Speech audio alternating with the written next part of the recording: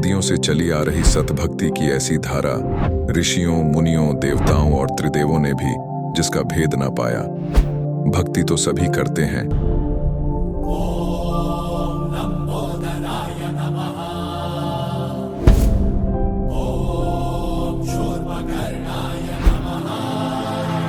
और हरदम यह सोच रहती है कि रहने के लिए आलीशान घर हो, घूमने के लिए बड़े बड़े पार्क हो, खाने पीने के लिए स्वादिष्ट भोजन हो, हम कभी बीमार ना हो, कभी दुखी ना हो और कभी भी ना मरे।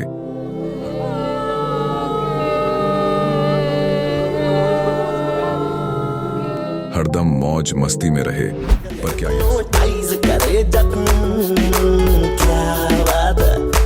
पर क्या यह संभव है? हम सब इतनी भक्ति करते हैं, व्रत करते हैं, श्राद्ध निकालते हैं, कावड़ लेकर आते हैं, बोले बोले, बोले, अरे बोले बोले, बोले। मंदिरों में जाकर मूर्ति पूजा करते हैं,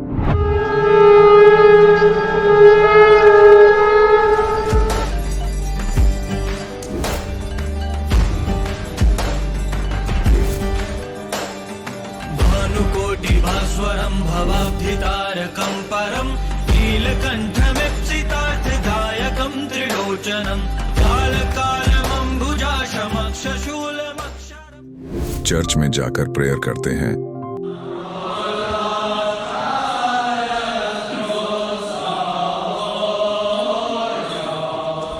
मस्जिद में जाकर नमाज अदा करते हैं,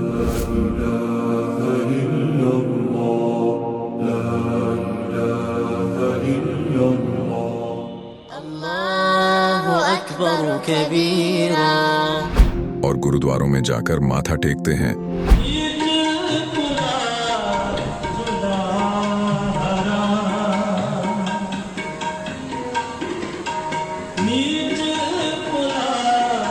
फिर भी दुखी क्यों है?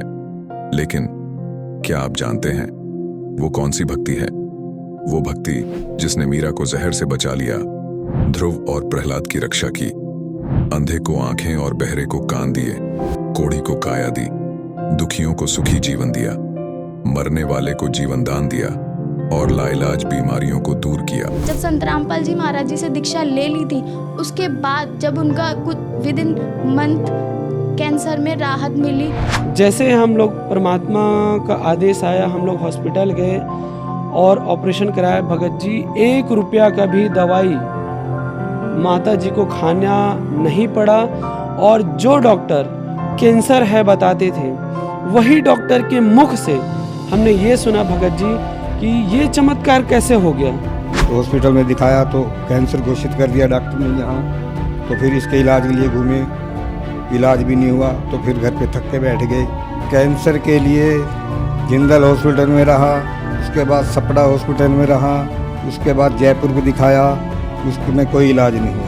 संत रामपाल जी महाराज जी ने चरणामृत प्रसाद दिया और आशीर्वाद दिया और भक्ति ज्ञान दिया, और उसके बाद मैं तंदुरुस्त हूँ। हर दिन में अपना सब कुछ खाता हूँ, मुझे कोई समस्या नहीं। मेरे को बीमारी ये थी सर कि ब्लड ट्यूब में मेरे को एक प्रकार का पस आ गया था और इन्फेक्शन हो गया था।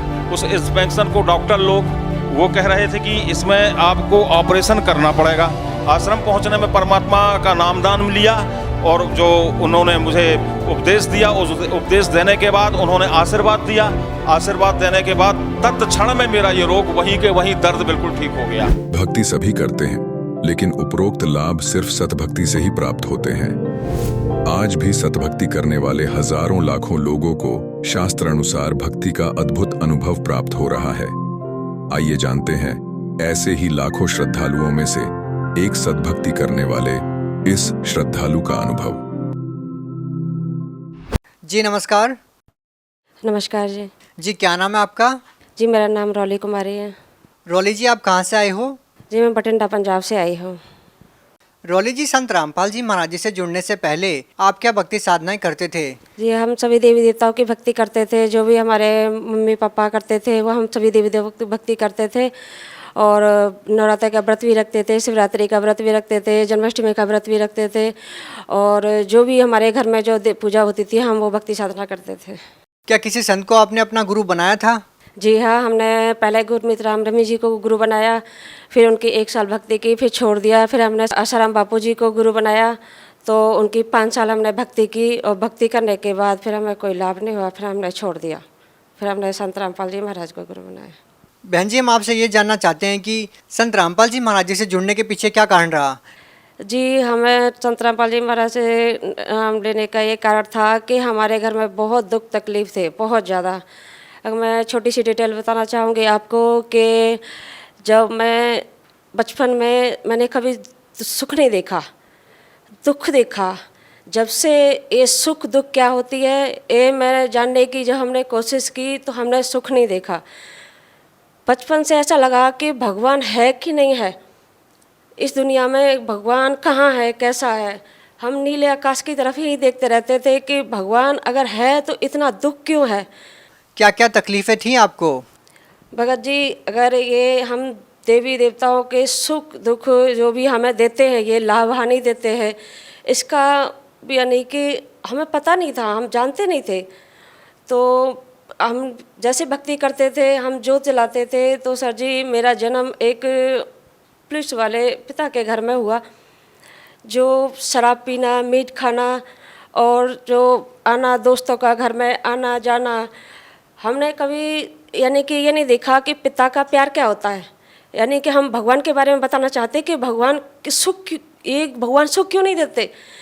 तो एक ऐसी लाइफ थी हमारी कि जैसे कि अनाथ होते हैं, तो जिसका कोई भी नहीं होता। तो 6 महीने बाद हमारे पापा आते घर पर, तो दारू की बोतल रखते, सुबह से रखते और शाम तक। हम भगवानों से ये प्रार्थना करते थे, हे दुर्गा माँ हमारी रक्षा करना, हे विष्णु जी हमारी रक्षा करना, हे शंकर जी हमारी आज रक्षा करना। हम यही दुआ करते रहते भगवानों से, लेकिन भगवान हमारी कोई नहीं सुनता। सुबह की दारू रखती, मारपीट शुरू करते तो शाम तक चलती, और रात को फिर थोड़ा सा घूमने जाते, फिर दोस्त साथ आ जाते, फिर दारू की बोतल रखते, फिर रात के 12-1 बजे तक बोतल चलती, फिर मारपीट शुरू हमारी मम्मी के साथ, हमारे साथ। यानी कि हमने बचपन मारपीट से ही शुरुआत की। हमने उन भगवानों की जो भक्ति करते करते, व्रत करते करते, हमने सुख नाम की कोई चीज़ नहीं जानी कि सुख क्या होता है, कैसा होता है। सभी देवी देवताओं की जोत जलाते, व्रत रखते, यानी कि बहुत कुछ करते, लेकिन हमने नहीं जाने। हम यहाँ तक आ गए कि हमने सुसाइड करने की भी कोशिश कर ली। फिर हमने सोचा हमारी भी ज़िंदगी हम भी जीना चाहते हैं, अगर भगवान यहाँ सुख नहीं देता अगले आगे जाके देगा, क्योंकि हम लड़की हैं, हम चले जाएंगे इस घर से, फिर वापस नहीं आएंगे। यानी कि इतना दुख, यानी कि इतना मानसिक शोषण, शारीरिक शोषण इतना कि भगवान ने हमारी सुनी नहीं, वहाँ कुछ भी नहीं सुना। लेकिन हमने सोचा भगवान कहीं तो है। हम रात को नीले आकाश की तरफ देखते कि भगवान वहाँ ऊपर रहता है, तो कभी तो सुनेगा, कहीं तो है, यहाँ से निजात कभी तो मिलेगी। तो ऐसे ही हमारी शादी होगी और हम वहाँ आ गए। तो वहाँ हमने फिर सोचा नई ज़िंदगी की शुरुआत की उस भगवान के ही नाम। तो हमने सोचा कि गुरु बनाना बहुत ज़रूरी है, गुरु बनाना चाहिए, गुरु के बगैर भक्ति नहीं सफल होती। तो फिर हम किराए के मकान में रहते थे भगत जी, तो वहाँ हमने गुरु बनाया गुरमीत राम रहीम जी को। तो वहाँ गुरु बनाया तो हमें कोई भक्ति साधना अच्छी नहीं लगी उनकी, तो ऐसे ही हमने उनको छोड़ दिया, क्योंकि वो एक माला देते थे और बस वाहिगुरु रूह वहाँ जाएगी, रूह ऐसे करेगी, रूह वो करेगी, रूह वो ऐसे करेगी। तो हमें कुछ जचा नहीं, क्योंकि हम हिंदू धर्म में रहने वाले थे। तो हिंदू धर्म के कुछ अलग ही होते हैं, लेकिन उनका ना तो मुसलमान धर्म का था, ना हिंदू धर्म का था, ना सिख धर्म का था, ना ईसाई धर्म का था, कुछ अलग ही था। तो और कोई सुख शांति भी नहीं घर में, बस वही अपना टाइम पास करना। तो हमने छोड़ दिया 1 साल। तो फिर हमने कोई गुरु नहीं बनाया। फिर सर जी हमारे यानी कि दौड़े पड़ने शुरू हो गए, हमको बहुत दौड़े पड़ते थे। यानी कि हम खाना और सोना 2 ही काम जानते थे और कुछ नहीं जानते थे। तो हमने सोचा यहाँ भी दुख, वहाँ भी दुख, माँ बाप के घर में भी दुख, कि दुख भगवान है नहीं इस दुनिया में। तो फिर तो हम ऐसे ही चलती रही, गाड़ी चलती रही, ऐसे ही बस परमात्मा के सहारे जीते रहे कि परमात्मा कहीं तो है, कुछ तो है।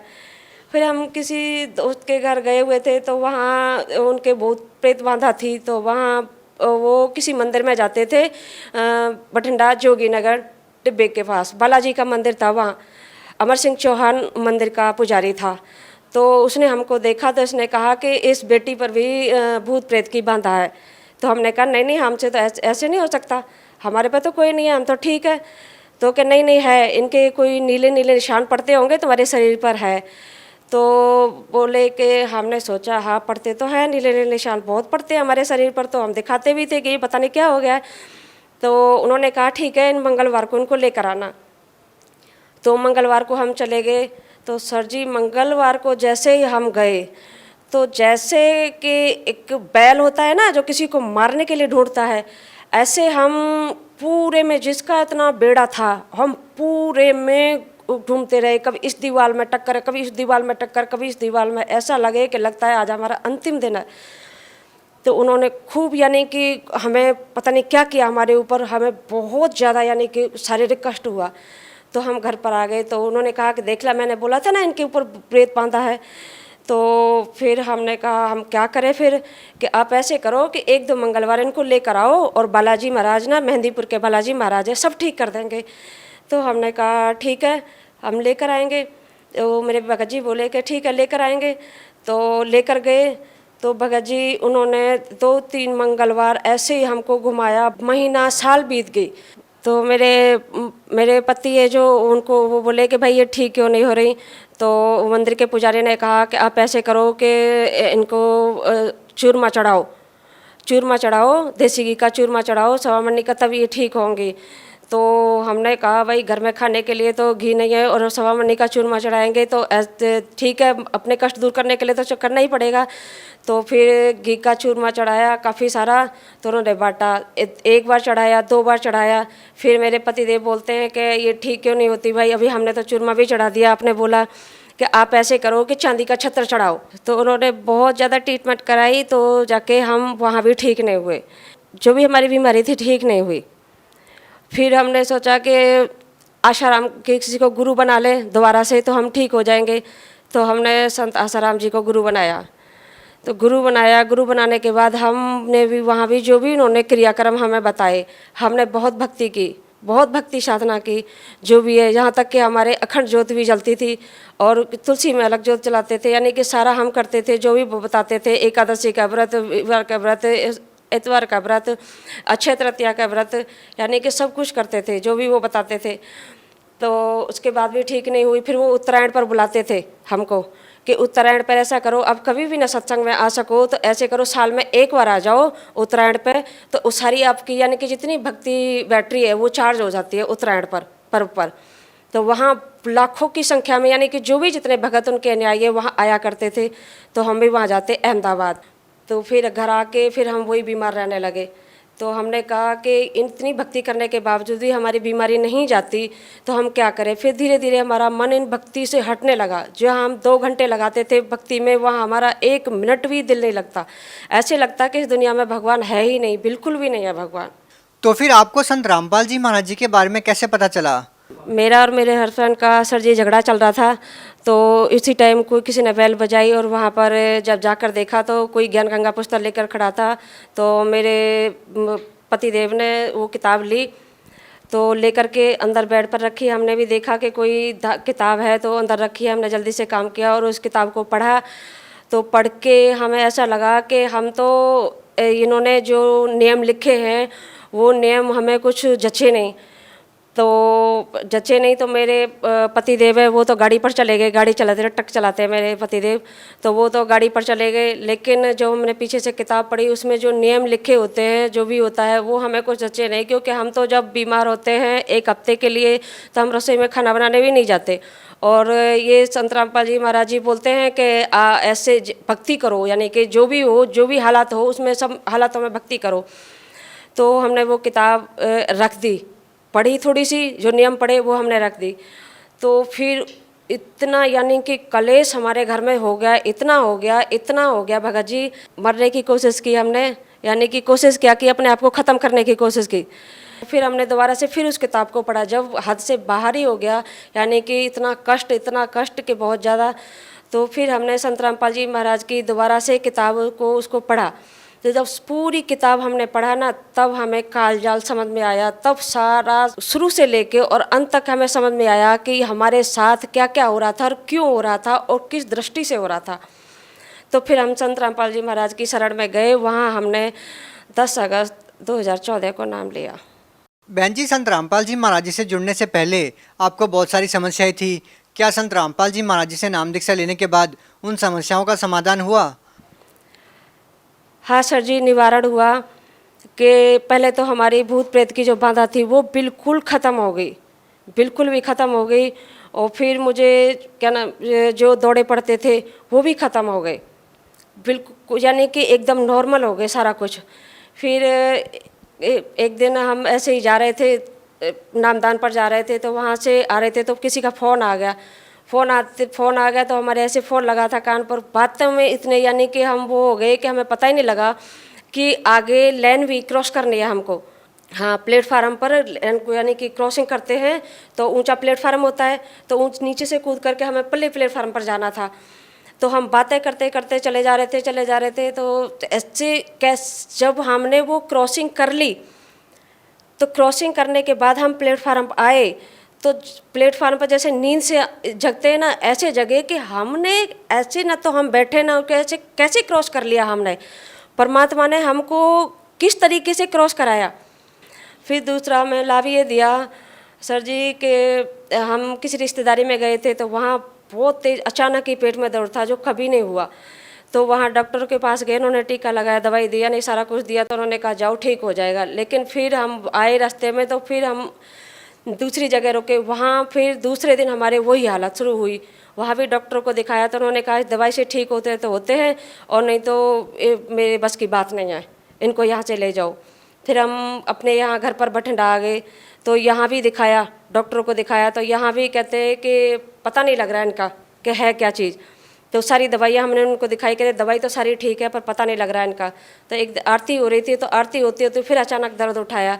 तो मेरे बच्चों ने मुझे परमात्मा का चरणामृत दिया। संत रामपाल जी महाराज के उस चरणामृत को पीकर और उस प्रसाद को खाकर, संत रामपाल जी महाराज के प्रसाद को खाकर हमें आज तक वो दर्द नहीं हुआ। ना ही कोई हमने चेकअप कराया, ना ही कोई यानी कि इन्फेक्शन हुआ, कुछ भी नहीं। परमात्मा के संत रामपाल जी महाराज की कृपा से हम आज तक ठीक है। फिर हमें तीसरा लाभ हुआ सर जी कि हम कपड़े धुल रहे थे, तो बहुत जल्दी में थे, तो हम तीसरी मंजिल पर कपड़े सुखाने के लिए गए थे। तो वहाँ लकड़ी की पुड़िया हमारी, तो नीचे थोड़ा पानी भरा था, हमने वहाँ ईंट रख दी थी। तो सर जी हम जल्दी जल्दी नीचे आ रहे थे, तो हमारा पैर फिसल गया ईंट से पैर फिसला, तो हमारा पैर एकदम टेढ़ा हो गया। बहुत तेज़ आवाज़ भी आई और यानी कि ऐसा लगा कि पैर टूट गया। तो पैर टूट गया, हम वहीं बैठ गए। तो मैं आज तो यानी कि पता नहीं क्या होगा, समझ में नहीं आता। तो फिर हम 10-15 मिनट वहीं बैठे रहे। धीरे धीरे करके हम उठे, तो देखा हमने पैर पर दबाव डाल के फिर चले, तो कुछ नहीं। संत रामपाल जी महाराज को कोटि कोटि नमस्कार किया हमने, हे परमात्मा, हे बंदी छोड़ सतगुरु रामपाल जी महाराज, आपने हमको तो इतना बचाया कि आज पैर टूट जाता तो मेरे घर में कोई काम करने वाला भी नहीं था। संत रामपाल जी की कृपा से हमें मन में थोड़ा सा कपट, थोड़ा सा वो आ गया कि पता नहीं पैर टूटा भी था कि नहीं भी टूटा था, ऐसे ही था। तो ऐसे ही था तो सारा काम कर लिया।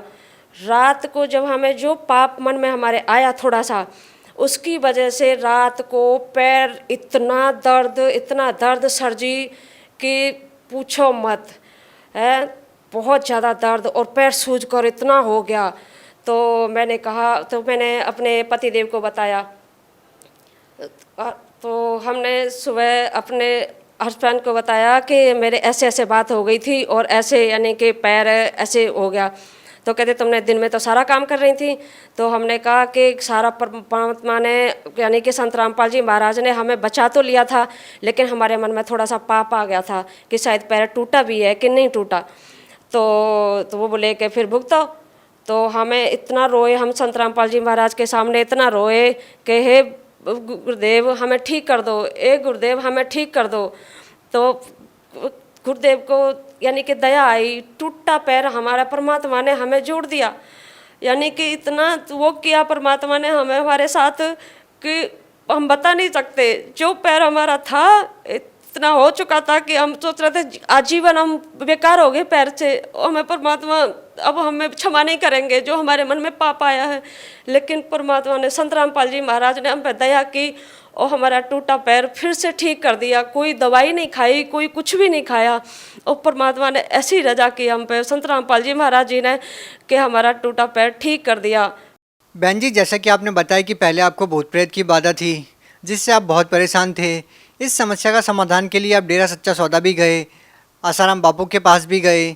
उनके द्वारा दी गई भक्ति को करने के बाद भी आपकी समस्या का समाधान नहीं हुआ। लेकिन जैसे ही आप संत रामपाल जी महाराज जी का नाम लेते हो और आपकी सारी समस्याओं का हल मिल जाता है आपको। तो बहन जी, हम आपसे जानना चाहते हैं कि इसका क्या कारण है कि संत रामपाल जी महाराज जी से नाम दीक्षा लेते ही आपकी सारी समस्याओं का निदान हो गया।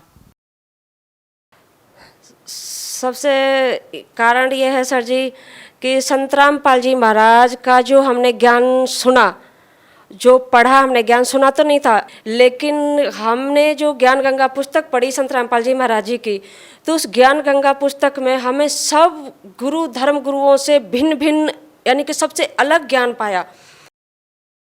बहन जी, जैसा कि आपने बताया कि संत रामपाल जी महाराज जी का ज्ञान आपको अलग लगा, तो बहन जी अलग से ज्ञान तो आपको डेरा सच्चा सौदा का भी लगा। उन्होंने जो आपको साधना बताई, न तो वो हिंदुओं की साधना थी, न मुसलमानों से मेल खाती थी। तो आखिर संत रामपाल जी महाराज जी का जो अलग ज्ञान है वो सही कैसे है? वो सही ऐसे है कि संत रामपाल जी महाराज जी गीता खोलकर बताते हैं। सभी चारों वेदों को, यजुर्वेद, सोमवेद, अर्थवेद, सूक्ष्म वेद, यजुर्वेद, इन सबको खोल खोल कर ऐसे उंगली रख रख कर बच्चे की तरह संत रामपाल जी महाराज जी हमको समझाते हैं, सबको समझाते। तो एक और वो जो गीता और वेदों का ज्ञान देते हैं, और जो भी यानी कि ज्ञान है उनका, वो एकदम ऐसा ज्ञान है जैसे कि प्रधानमंत्री मोहर मारता है, ऐसे संत रामपाल जी महाराज का ज्ञान हमारे दिल पर मोहर मारता है। तो और जो और धर्मगुरु हैं वो सिर्फ ढोलक मजीरे बजा बजा कर और सिर्फ भागवत में से जो लोक वेद की कहानियाँ हैं उनको सुना सुना कर रिझा देते हैं, बस हो गया सत्संग। तो हमें सबसे बढ़िया सर जी ये बात लगी कि परमात्मा संत रामपाल जी महाराज जी के पास ज्ञान भी है और हर दुख मुसीबत यानी कि समाधान भी है, वो हर कष्ट को काटने में सूक्ष्म है। बहन जी, आप भगत समाज को क्या संदेश देना चाहते हैं?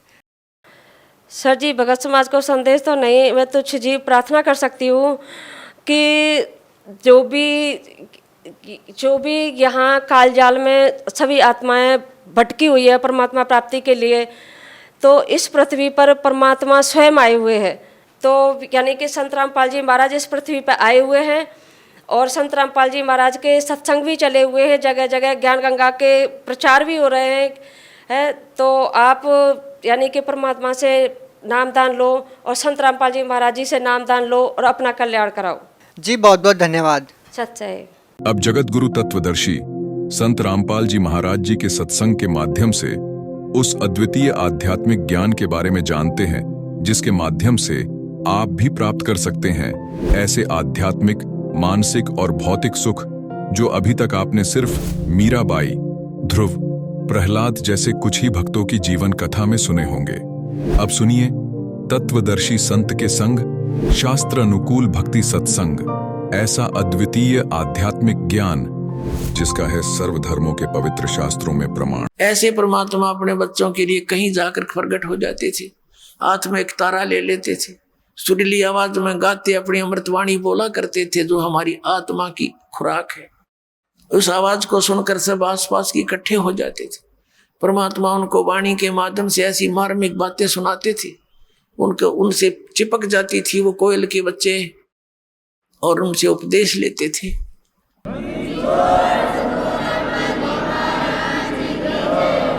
इस प्रकार परमात्मा के 64 लाख शिष्य हो गए थे, लेकिन एक भी सफल नहीं हो पाया।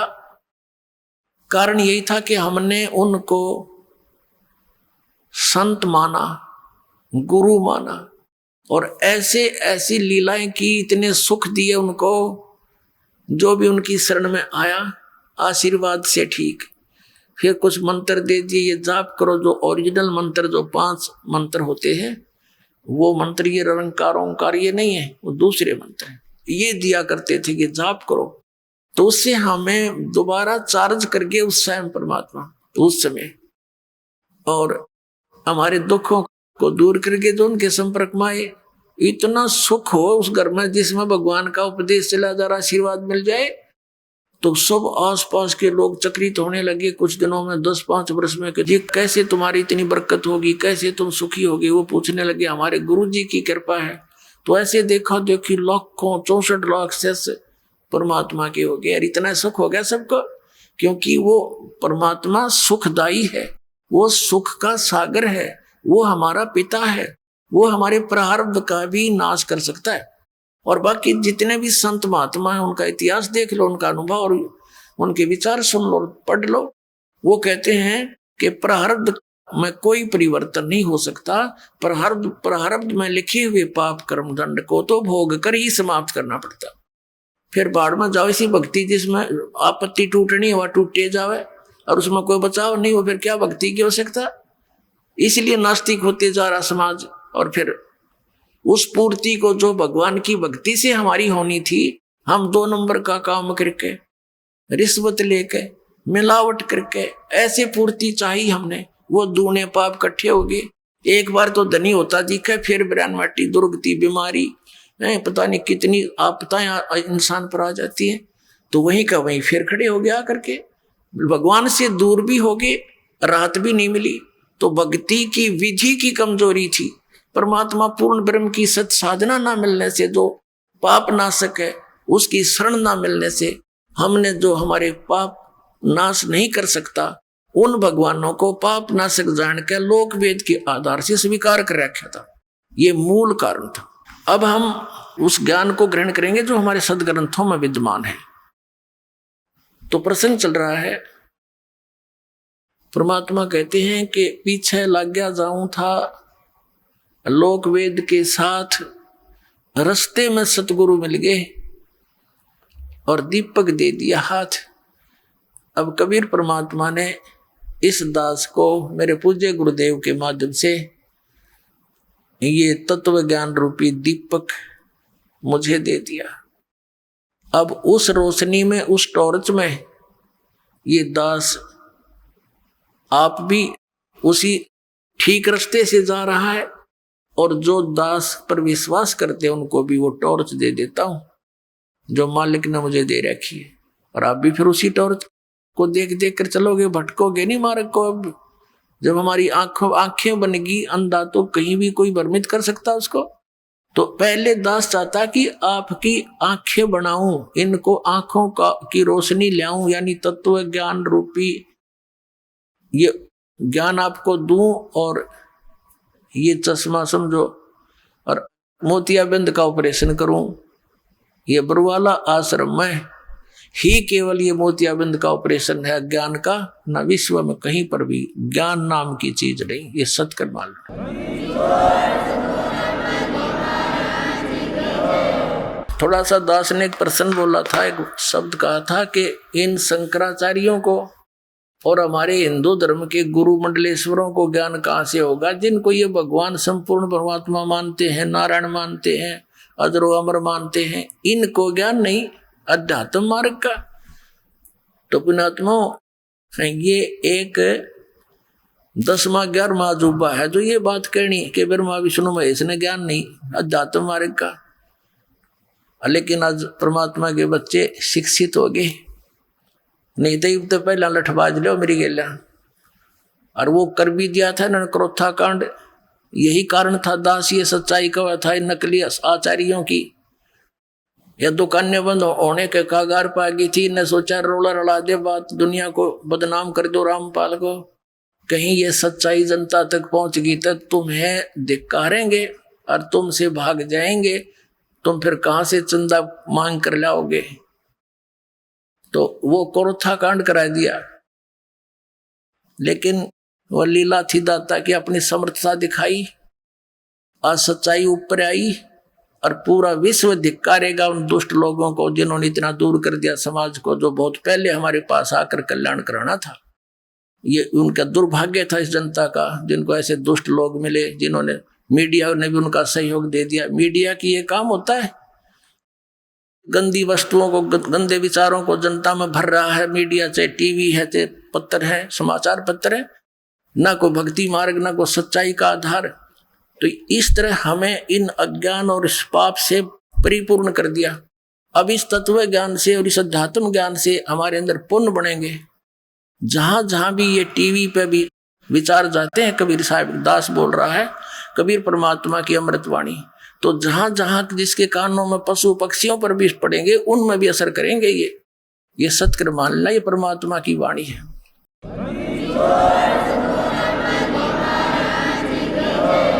और जो आज तक हमने जितना भी पाप इकट्ठे किए, ये वाणी के कुछ पाप ऐसे इस वचनों से खत्म होते हैं। जैसे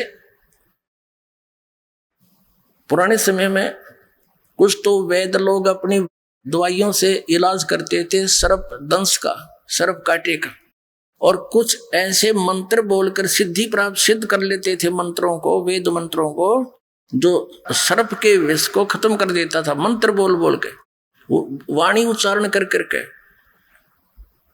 तो जैसे कोई सर्प डसा हुआ व्यक्ति बेहोश पड़ा है, अचेत, और वो मंत्र बोल रहा है, बोलने वाला गारडू वो सुन नहीं रहा वो व्यक्ति, लेकिन वो मंत्र उसकी बॉडी पर असर कर रहे हैं, उसकी आवाज बोल, वो मंत्र की जो आवाज है, वचन, और धीरे धीरे उसका सर्प का वो विष उतर जाता था और वो सचेत हो जाता था।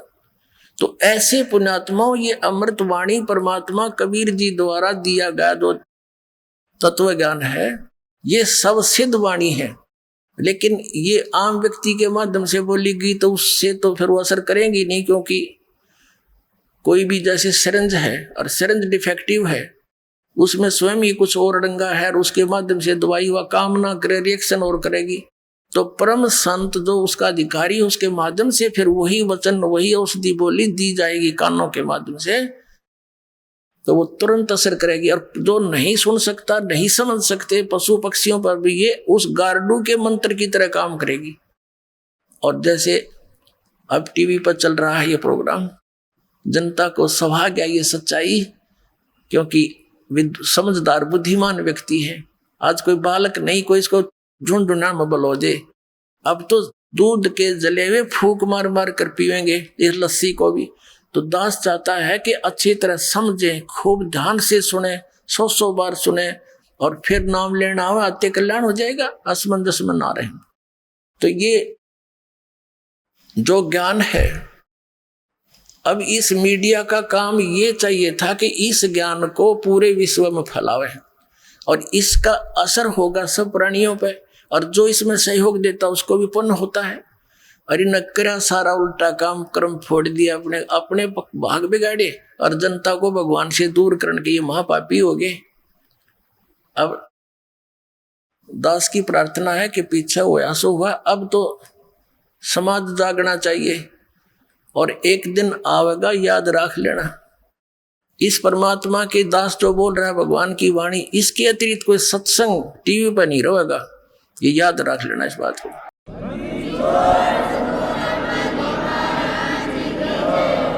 वो ज्ञान है, सारी बकवास सुनाने लग रहे, वही सतनाम, वही सतलोक, वही सचखंड, वही राधा स्वामी धाम, वही सतनाम, ये इनके सत्संग शरण पैर किसी का।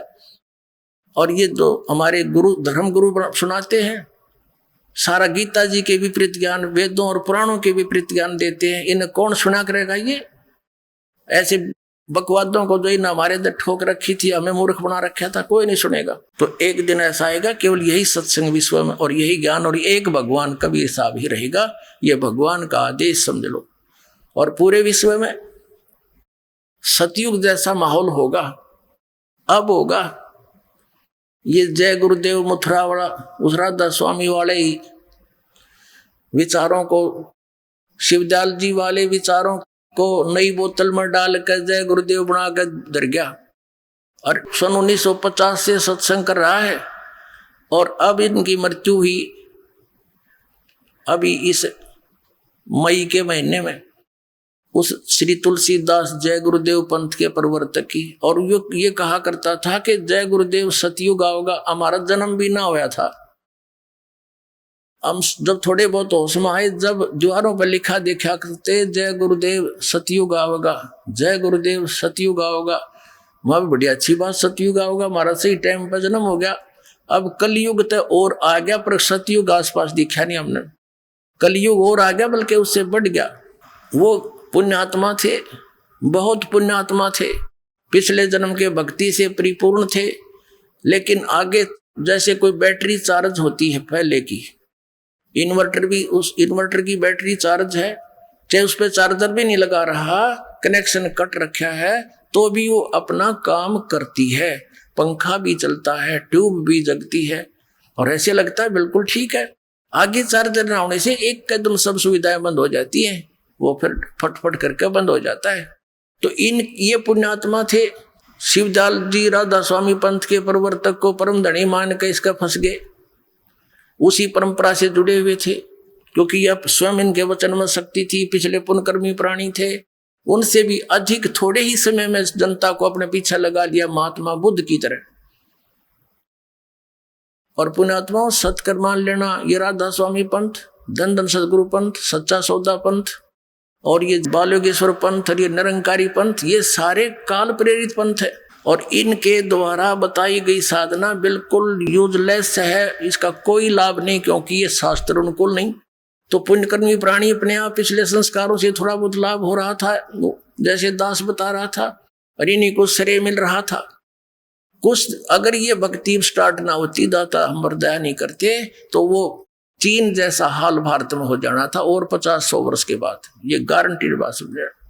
भक्ति में आस्था नहीं रहती, सभी भगत इतने और जो की तो बकवा दे, किसी ने विकार छोड़ नहीं रखे, कोई बुराई त्याग नहीं रखी है, सब वही नो के नो, रिश्वतखोरी, शराब के ठेके बढ़ गए, तम्बाकू का सेवन बढ़ गया, भांग पीने लग गए, सुल्फे पीने लग गए बच्चे।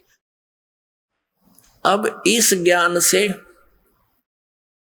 अब धीरे धीरे देखना, ऐसे शांति आ जाएगी। माया किस लिए जोड़ती हूं? बड़ी कोठी बनाएंगे, बड़ी कार खरीद कर चलेंगे, और 1 मिनट में मृत्यु हो जा, कुत्ता बन के शहर से पट्टा, कभी कार के नीचे घर, कभी कोठी के पीछे गए, वही घूमया करेगा।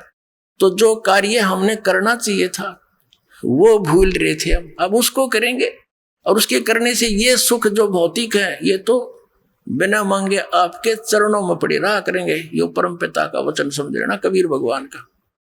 सत्कर्म मानना तो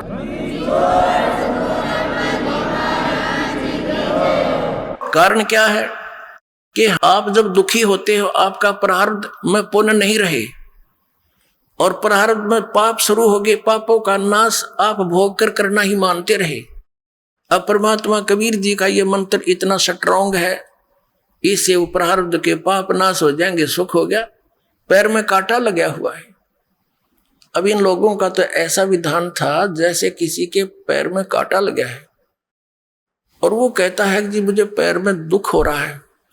उसने 2 मांझ कर देख लिया कि इसको आपको कांटा लगा है। अब उसको कोई कहे भी फिर क्या समाधान है कि देखो कांटा तो निकलेगा नहीं, जूता पहन ले, आगे कांटा नहीं लगेगा।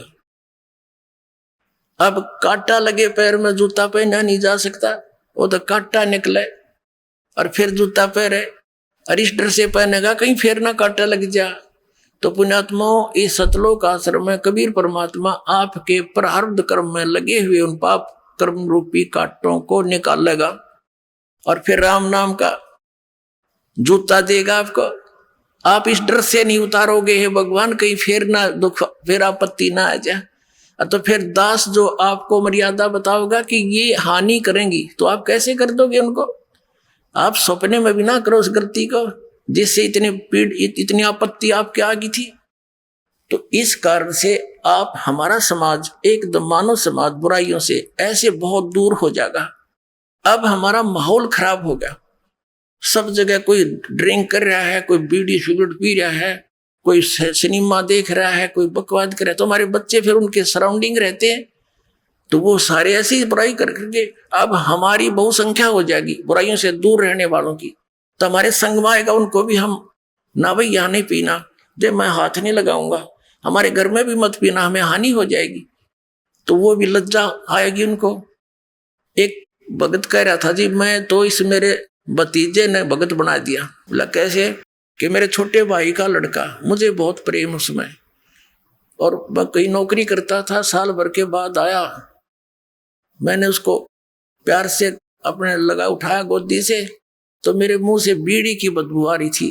तब तो वो चुप रहा, उसको पता नहीं ये कहाँ से आ रही है। फिर मैंने बीड़ी लगाई, कहने लगे अंकल ताऊ जी नहीं, यहाँ पीना भी नहीं हमारे घर पे, इसको फेंक दे, बहुत बुरी चीज है। मैंने जैसे तैसे करके वो कह तारा मैंने पी ली, उठ के चला गया, मैं तेरे से बात नहीं करूंगा।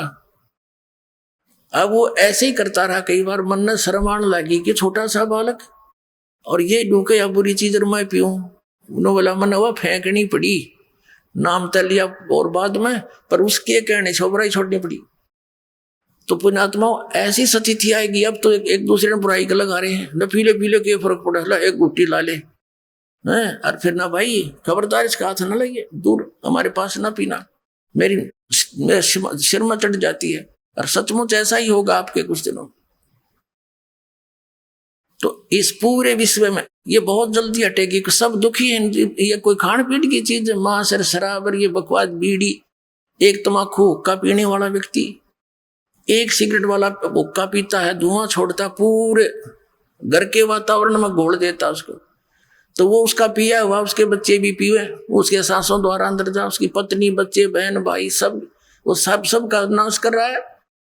तो इस प्रकार इस बुराई से हमने दूर होना पड़ेगा। और होंगे ही, हम बालक थोड़े हैं, और परमात्मा साथ देगा इस जीव का।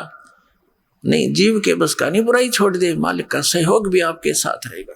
अब दास आपको एक प्रसंग, एक कंसेप्ट क्लियर करने चला है कि दास ने एक वचन बोला कि ब्रह्मा विष्णु महेश को ही अध्यात्म ज्ञान नहीं, तो इन हमारे आचार्य शंकराचार्यों और गुरु धर्म गुरुओं को कहां से होगा।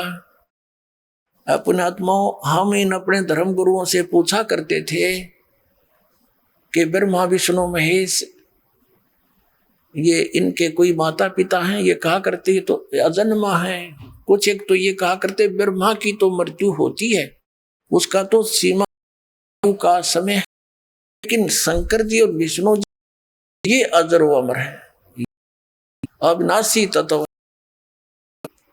मृत्यु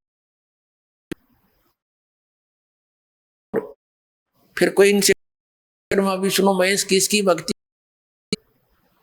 तो कोई नकली धर्मगुरु कहा करते, ध्यान करते अयम आत्मा ब्रह्म, ये आत्मा ही ब्रह्म है, आत्मास्मि। उस ने उस को और करने के लिए इन्होंने सदग्रंथों को, अब पुराणों को, ये सत्य गुरु पवित्र हिंदू जितने भी हैं उनको सत्य मानते हैं। और फिर ये कहते हैं भगवान विष्णु या भगवान शंकर जी का ध्यान नहीं करते। कोई कहता नहीं किसी का ध्यान, कोई क्या कहता है कि जी शंकर जी श्री करते हैं, और कृष्ण जी, इतना मूर्ख बना रखा हमारे को। अब ये क्या किस थे, और ये कहते हैं कोई तो भक्ति करते हैं, तो ऐसा कुछ नहीं है। आप दिखाते हैं आप जीवनी में, तो पुनः हमारे लिए हमारे ग्रंथ थे, आज भी इनको अज्ञान को हटा सकते हैं। श्रीमद् देवी से प्रकाशित संक्षिप्त श्रीमद् देवी भागवत, यानी देवी, संपादक प्रसाद पोदार चिमनलाल गोस्वामी, और ये प्रेस गोरखपुर से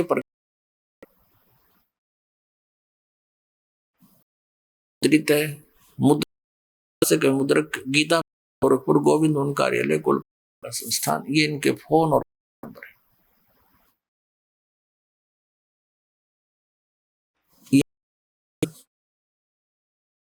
हम इसको पहला संक्षिप्त देवी भागवत, ये और की वार्ता हुई है। नारद जी ने कहा भाग व्यास जी, में जो पूछ रहे हो ठीक सन मेरी ने यानी श्री ब्रह्मा भगवान श्री हरि से था, विष्णु जी से किया था। देव भगवान जगत के स्वामी लक्ष्मी जी में उपस्थित रहते, दिव्य कौस्तुभमणि वह बढ़ाती है, चक्र गदा रहते हैं, पीताम्बर हैं, चार भुजाएं हैं, स्थल पर श्रीवत्स चिन्ह चमकता रहता। चर जगत के आश्रयदाता एवं देवताओं के भी देवता, ऐसे जगत पर भगवान श्री हरि नारद जी का ज्ञान, ऐसे जगत भगवान श्री हरि महान तप कर रहे थे, उनकी थी कर मेरे पिता ब्रह्मा जी को बड़ा हुआ, से जानने की इच्छा प्रकट। ब्रह्मा हो आप देवताओं के अध्यक्ष के स्वामी, भूत से एवं वर्तमान सभी जीव एकमात्र भगवान, फिर आप रहे हैं देवता की आराधना में। मुझे आश्चर्य तो यह हो रहा है कि ईश्वर अरे संसार के शासक में भी समाधि लगाए बैठे हैं। ब्रह्मा जी के विनीत श्री हरि, यानी हम पहले पृष्ठ पा गए, श्री हरि उनसे कहने लगे, मन होकर सुनो, मैं अपने मन का विचार व्यक्त करता हूं, देवता मानो सब ये जानते हैं कि तुम सृष्टि कर पालन करता हूं, कर संहार किया करते हैं, फिर भी वेद के पार अपनी युक्ति से यह सिद्ध करते हैं कि पालने और संहार करने की यह योग्यता जो हमें की अधिष्ठात्री है। वे कहते हैं कि संसार की सृष्टि तुम हमें राजसी शक्ति हुआ, यानी रजगुण हुआ, मुझे सात शक्ति मिली, सतगुण विष्णु हुआ, और रुद्र में तामसी वीर भाव हुआ। के अभाव से संसार की सृष्टि मैं पालन करने में नहीं हो सकता, संहार कार्य होना नहीं। ब्रह्मा जी हम शक्ति के सहारे ही कार्यों को सदा सफल पाए हैं। सुवर्त परोक्ष दोनों उदाहरण में तो रखता हूं, सुनो। ये निश्चित है कि उस शक्ति के अधीन शेष नाग की सैया पर सृष्टि करने का अवसर आते रहता हूं, मैं करने में लगा रहता हूं, शासन से कभी मुक्त नहीं रह, कभी अवसर मिला तो सुखपूर्वक समय भाग्य प्राप्त होता है। मैं कभी के साथ युद्ध करता रहता हूं, जगत को भय पहुंचाने वाले दैत्य शरीरों को शांत करना मेरा परम कर्तव्य हो जाता है। और देखो क्या सब प्रकार से दुर्गा जी के प्रकृति होकर रहना पड़ता है। भगवती शक्ति का मैं निर्णय किया करता हूं। ब्रह्मा जी जानकारी में इन भक्ति से बढ़कर दूसरे कोई नहीं। अपने आत्माओं आ गया अंत श्री विष्णु भगवान के अध्यात्म कहते हैं कि मैं दुर्गा यानी देवी की भक्ति करता हूं, ऊपर मैं किसी भगवान से मेरे लिए फाइनल गॉड है। पुणात्मा श्री देवी जी क्या कहती है और सुन लो, का आपके लिए एक वरदान होगा, भगवान पहचानेंगे कठिन नहीं, 2 मिनट में सब एक रस समाज तो रोज भक्ति बढ़ेगी। अब तो पंडित करवा देता है, समाज में नहीं है तो विरोधी घने हो जाते हैं, ये सब ठीक हो जाएगा। अब देखना देवी जी क्या बताती है, हिमालय जी को राजा हिमालय कह रही है कि भक्ति कर, लेकिन इससे मोक्ष वोक्ष को फिर कहिए कि उस ब्रह्म की भक्ति करो। ब्रह्म उसका ओम नाम है, उसको कर इष्ट मानकर ब्रह्म की भक्ति करो, में चले जाओगे और सब बातें छोड़ मेरी भी पूजा त्याग दो। देखिएगा ये 7वां संक्षिप्त भागवत 162 पृष्ठ पे द्वारा हिमालय को ज्ञानो यानी ब्रह्म स्वरूप का वर्णन श्री देवी कहने लगी पर्वतराज, उन्होंने अपने बारे में बताया उस ब्रह्म का क्या स्वरूप यह बतलाया जाता जो प्रकाश के अत्यंत समीप स्थित हृदय रूप गुहा स्थित होने के भाचर नाम से प्रसिद्ध और पद परंपरा पे है। वह प्रजा के ज्ञान से अर्थात किसी की बुद्धि में आना नहीं है, यह तुम जानो। परम प्रकाश रूप है जो सूक्ष्म है, संपूर्ण लोक और उन लोक करने वाले प्राणी से वही ये अक्षर, वही सबके प्राण है, सबकी वाणी है। देखो दुर्गा के ज्ञान होते चलना, श्री दुर्गा वो ब्रह्म को है जबकि ये सर ब्रह्म है, फिर भी ध्यान से सुना, वही सब वाणी है, सबका मन है, वह यह परम सत्य और अमृत तत्व है। सौम्य वेदने योग्य लक्ष्य का मन लग तन में हो जाओ, वही बात आगे नीचे ओम नाम है, ब्रह्म को लक्ष्य मान जाप करे। क्या उस परमात्मा को दूसरी सब बातों अर्थात मेरी पूजा भी और कोई पूजा नहीं, ब्रह्म की पूजा करो, यही परमात्मा के पास पहुंचने वाला पुल है। सार समुद्र से पार होकर अमृत स्वरूप परमात्मा प्राप्त कराने का यही सुलभ साधन। इस आत्मा का देखो लिखा है अंतर्यामी रूप वर्तमान है। इस ओम के जप के करो, ज्ञान में अंधकार से करे और संसार उस पार जो ब्रह्म है होगे तुम्हारा कल्याण हो। नाम जाप करो इष्ट मान कर, और कोई नहीं पूजा कर, वहां उसको पा जाओगे, तुम्हारा कल्याण कहाँ रहता है ये देखना। 563 पृष्ठ। वह है सबका आत्मा ब्रह्म, ब्रह्म लोक रूप आकाश में स्थित है।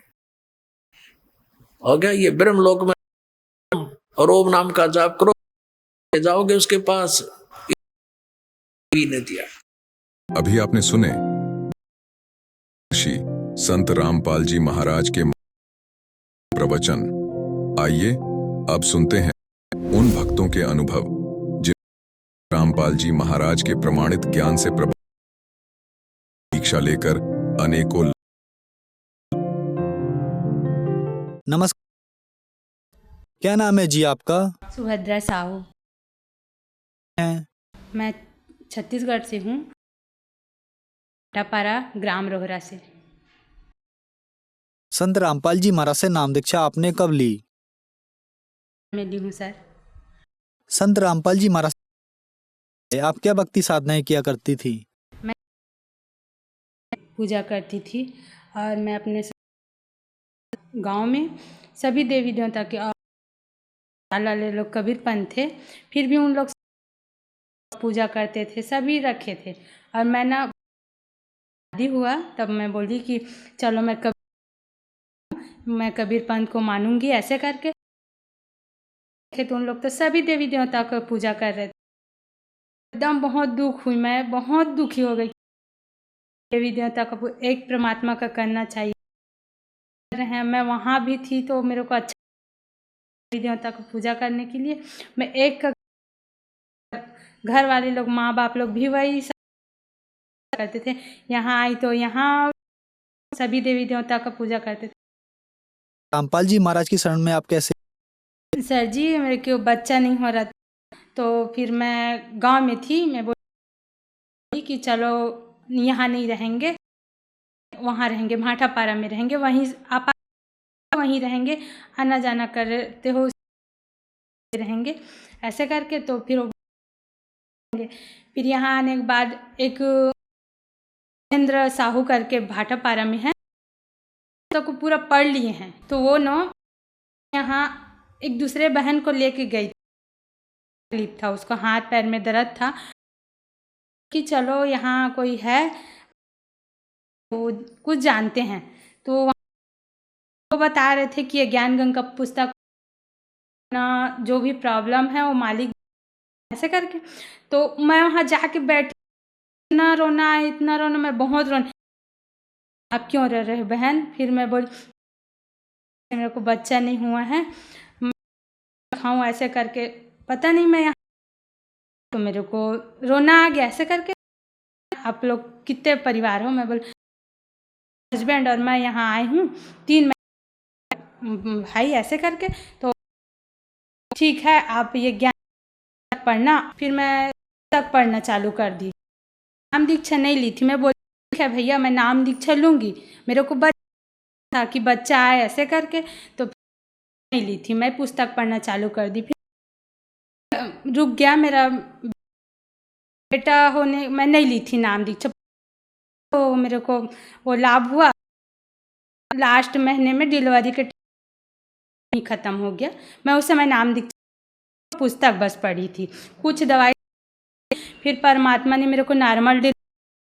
उसके बाद वो भैया बोले आपको तो बच्चा दिए ना, हाँ दिए। तो फिर मैं ना जाके चांपा से नामदान के चली मैं।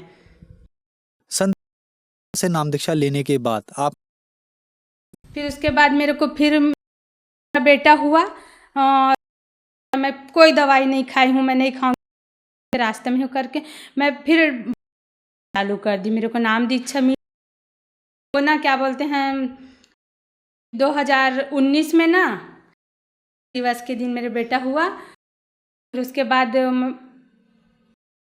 मेरे पति भी ठीक हैं, सब हमारे वाले लोग भी ठीक है। और मेरी कैंसर ये था, उसको हर 6 महीने में ब्लड लगाना पड़ता था, नाम दीक्षा ली, उस बहुत अच्छी है वो। और भी होने मेरे को 5 साल से बचा, फिर मैं मालिक से महाराज से नाम दीक्षा ली। उसके बाद बेटा प्रगट दिवस के दिन आया मेरे गोद में, बच्चा भी आने वाला है। जो ननंद है उसका भी कभी 5 साल हो गया पढ़ रहे हैं।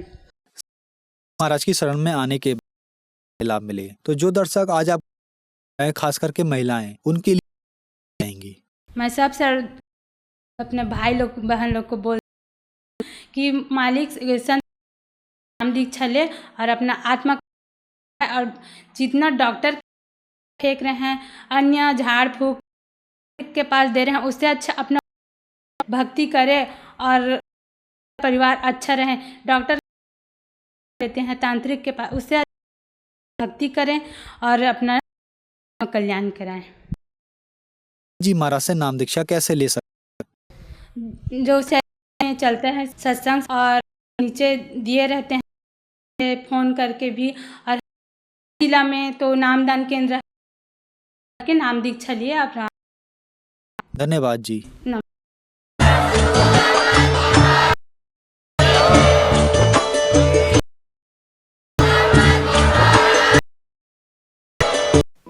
आप तत्वदर्शी संत रामपाल जी मंगल प्रवचन। अधिक जानकारी के लिए